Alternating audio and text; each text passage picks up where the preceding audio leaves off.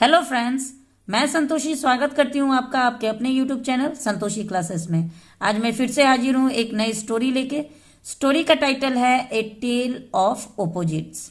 इस स्टोरी को हम इंग्लिश टू हिंदी ट्रांसलेट करेंगे। एक एक वर्ड का हिंदी अर्थ हम देखेंगे, उसका करेक्ट प्रोनाउंसिएशन भी देखेंगे और इस स्टोरी में जो भी ग्रामर का पार्ट होगा उसको भी हम डिटेल में कवर करने वाले हैं। यानी जो भी स्ट्रक्चर बनेगा, टेंस का, ग्रामर का जो भी स्ट्रक्चर होगा उसको भी हम बहुत ही विस्तार रूप से सीखने वाले हैं। तो चलिए वीडियो को स्टार्ट करते हैं। सबसे पहले स्टोरी का टाइटल देखते हैं, ए टेल ऑफ ओपोजिट्स। क्या मतलब हुआ? टेल का मतलब होता है किस्सा, ठीक है। ए टेल मतलब एक किस्सा, ऑफ मतलब का, ऑपोजिट्स मतलब विपरीत। तो विपरीत का मतलब समझ रहे, उल्टा। जैसा दिन का उल्टा रात, लड़का का उल्टा लड़की, गर्म का उल्टा ठंडा। हम लोग पढ़ते हैं ना बचपन से ऑपोजिट्स।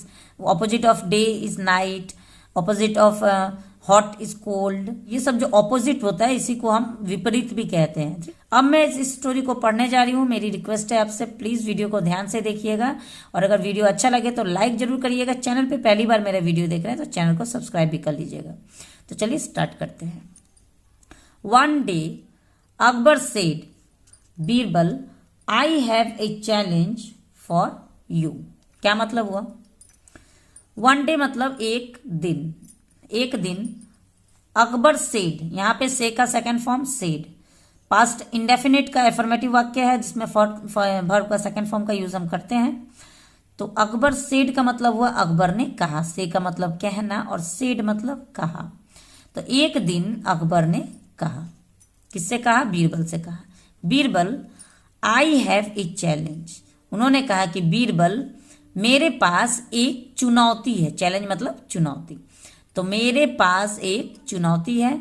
फॉर यू यानी फॉर मतलब के लिए, यू मतलब तुम्हारे, तो तुम्हारे लिए मेरे पास एक चुनौती है।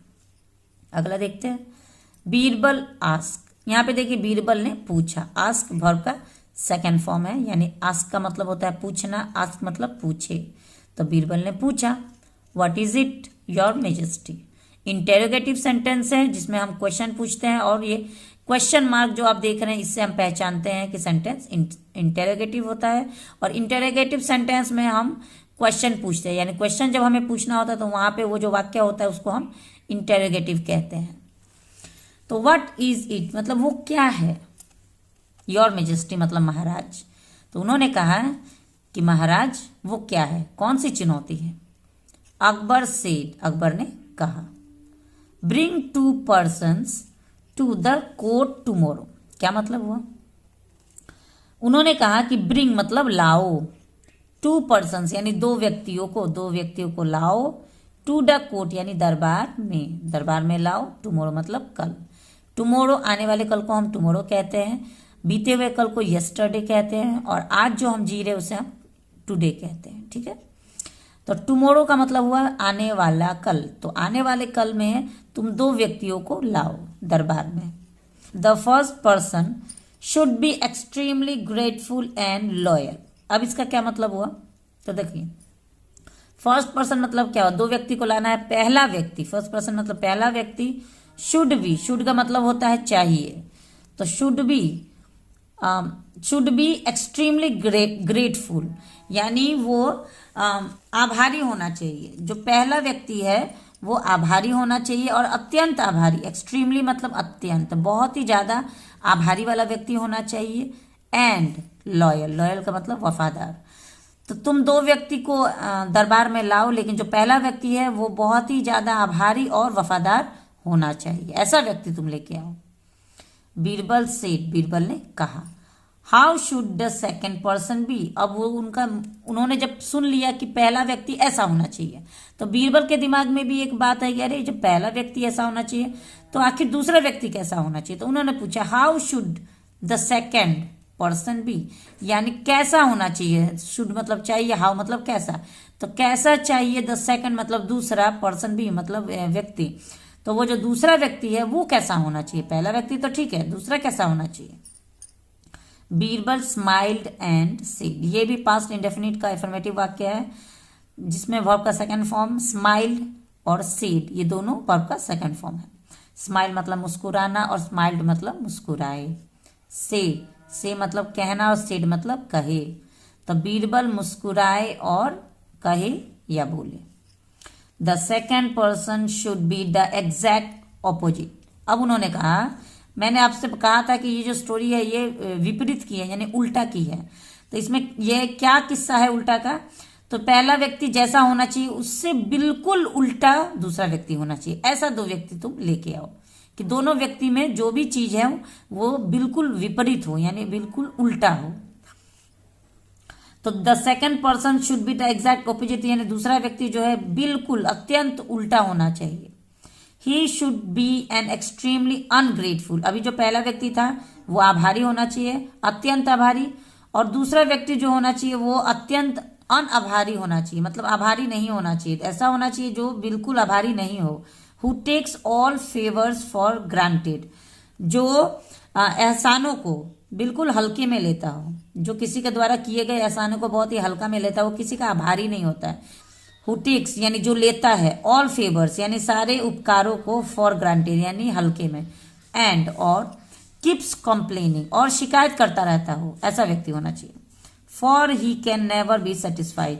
क्यों वो हमेशा शिकायत करता है? क्योंकि वो कभी भी, नेवर मतलब कभी नहीं, बी सेटिस्फाइड मतलब संतुष्ट। सेटिस्फाइड का मतलब होता है संतुष्ट, जो कभी भी संतुष्ट ही नहीं होता है, उसे जो भी दे दो वो शिकायत ही करता रहता है, ऐसा व्यक्ति लेके आओ।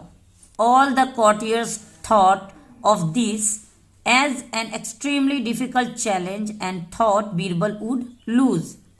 अब देखिए, ये जो वाक्य है ये भी पास्ट इंडेफिनिट का एफर्मेटिव वाक्य है। वर्ब का सेकंड फॉर्म थॉट, ठीक है।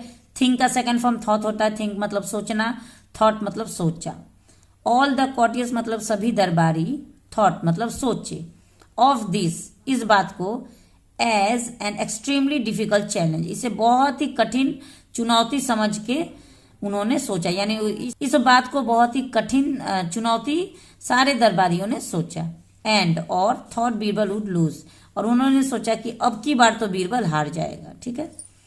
नेक्स्ट डे अगले दिन, Birbal came to the court. अगले दिन बीरबल दरबार में आए। कम का सेकंड फॉर्म केम, कम मतलब आना, के मतलब आए।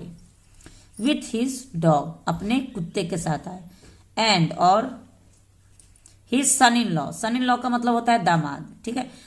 ही पॉइंटेड टूवर्ड्स हिज डॉग, उन्होंने अपने कुत्ते की तरफ इशारा किया। पॉइंटेड का मतलब इशारा करना, तो उन्होंने अपने कुत्ते की तरफ इशारा किया। एंड सेड और बोले, my dog is grateful and faithful. अब उन्होंने कहा कि जो पहला व्यक्ति आपने कहा था कि बहुत ही आभारी होना चाहिए, अत्यंत आभारी और वफादार होना चाहिए, तो पहला व्यक्ति ये मैं अपना कुत्ता लेके आया हूँ, ये बहुत ही ज्यादा अत्यंत आभारी होता है और ये बहुत ही ज्यादा वफादार होता है। अकबर सेड, अकबर ने कहा, हु इज दिस मैन, ये कौन सा व्यक्ति है, ठीक है। बीरबल सेड, बीरबल ने कहा, he is my sun in law, उन्होंने कहा कि ये मेरा दामाद है, ये मेरा दामाद है। He is always ungrateful and keeps complaining, उन्होंने कहा कि ये मेरा दामाद है जो कि बिल्कुल भी आभारी नहीं होता है और हमेशा शिकायत ही करते रहता है। तो ये बहुत बड़ी बात उन्होंने कह दी, क्योंकि दामाद जो होते हैं ना उनकी शिकायतें कभी कम नहीं होती है, हमेशा उनकी कितना भी दे दो आप शिकायतें जरूर रहेंगी। इसीलिए उन्होंने अपने दामाद को ही उठा लाया कि लो, इससे ज्यादा शिकायत करने वाला तो कोई दुनिया में नहीं मिल सकता है। दामाद ही ऐसा होता है कि जिसकी शिकायत कभी कम नहीं होती है, तो वो अपना दामाद को लेके आए। अकबर क्लैप्ड, अकबर ने ताली बजाई। हिज हैंड मतलब अपने हाथों से बहुत जोर से ताली बजाई। एंड गेव और दिए बीरबल मैनी गिफ्ट, और बीरबल को बहुत ज्यादा तोहफे दिए। उन्होंने ताली बजाई और बीरबल को बहुत ज्यादा तोहफे दिए, क्योंकि वो आज भी इतने कठिन चुनौती को भी पार कर दिए थे, इसको भी उन्होंने बहुत ही समझदारी के साथ सुलझा दिया था। तो बीरबल अपने समझदारी के लिए जाने जाते हैं और उनकी समझदारी के किस्से देशों विदेशों में फैली हुई थी। तो आज की स्टोरी आपको कैसी लगी, उम्मीद है अच्छी लगी हो। अगर वीडियो अच्छा लगा हो तो प्लीज लाइक जरूर कर दीजिएगा। चैनल पे पहली बार मेरा वीडियो देख रहे हैं तो चैनल को सब्सक्राइब भी कर लीजिएगा। बेल आइकन दबाना ना भूलें ताकि मेरे सारे अपकमिंग वीडियो सबसे पहले आप तक पहुंचती रहे। मिलते हैं नेक्स्ट वीडियो में एक और इंटरेस्टिंग स्टोरी के साथ। तब तक के लिए thanks for watching the video. Have a nice day.